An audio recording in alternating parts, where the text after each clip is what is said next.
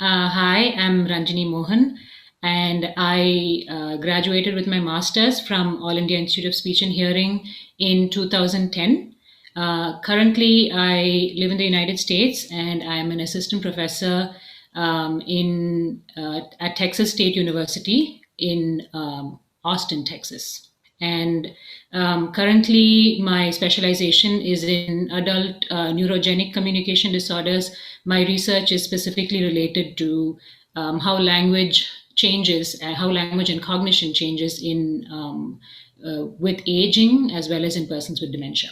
So that is the main research that I'm doing. And as a faculty member, I also teach classes, and I mostly teach classes related to adult language and cognition. So I teach about aphasia, I teach about the neurological basis of communication, I teach swallowing disorders, and of course, cognitive disorders. So I started with my bachelor's degree in Aish, and that was in 2004 is when I started. And I am extremely glad that I this is the path that I chose because I had an extremely wonderful foundation, I think, at Aish. All of the courses that I took, all of the professors that taught me have really built an amazing foundation, which I'm currently still using because I now teach students who are going to be speech pathologists. So, all of the things that I've learned, starting from my bachelor's degrees and my master's degrees, what I'm using now, I often go back to the things that I learned then. So that I can use that now also. Even now, when people ask me, and there are students that I have seen too that are considering different options, and I always suggest the field that I have chosen because I'm extremely happy to have chosen that.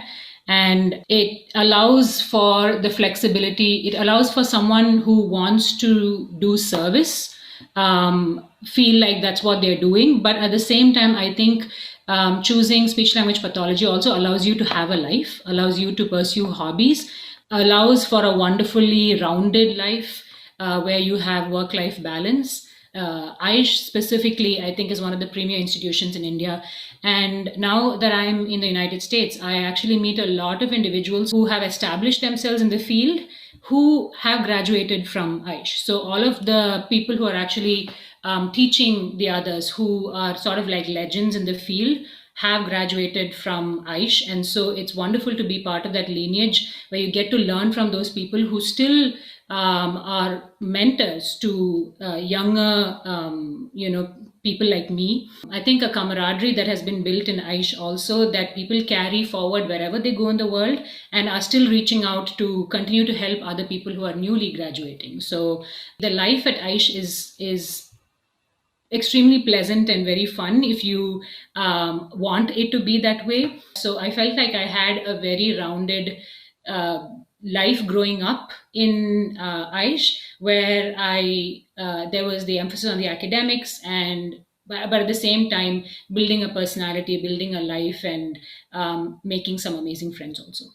I think what I enjoyed most about being in Aish, being in the field and learning skills that would help me today in the field of speech pathology is the structure that there was every semester. So half the day was spent in classes and the rest of the day would be spent in clinic. And I can say for a fact that none of my colleagues in the United States today have had the breadth of experience that I have had being in Aish. Because about 4 hours of the day is spent in clinic, there is an opportunity to see a number of clients and learn from a variety of those individuals. So you learn about various disorders in class and you can actually apply them immediately because you see clients who have similar issues in the clinic. Even more than just the breadth of the disorders that you get to see and experience and work with, it's also the backgrounds of the people that come. Because Aish is a central government institution, a lot of the therapy fees is much lower for clients who are coming to receive therapy. And therefore, you have clients who are from lower socioeconomic status all the way up to clients who can afford to go anywhere else but would still choose Aish because of the quality of the services that they would receive. So you not only learn about the disorder itself, but you also learn about what are the other factors that influence the child or adult's progress. We would have clients who would actually come from Bengal or Kerala, and who would find a small house in Mysore and stay there just so that they can get the therapy. It's not only that you get to see all of those factors and how they influence how the client is making progress and their actual disorder, but you also get to learn about empathy. You get to learn about how do you handle these things, how do you counsel families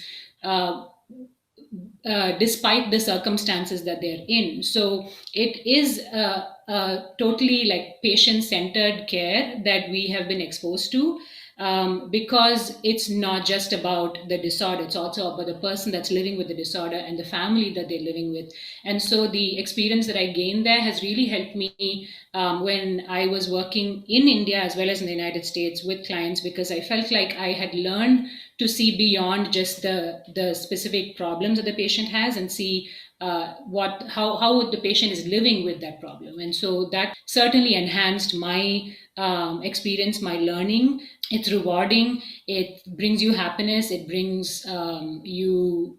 There are days when it's hard, and then there's another day. The next day you go and you see a person do something like be able to eat something for the first time, or a person who's had a stroke is unable to communicate with family and then can say something as simple as I love you. And I have seen how much that actually changes a person's life.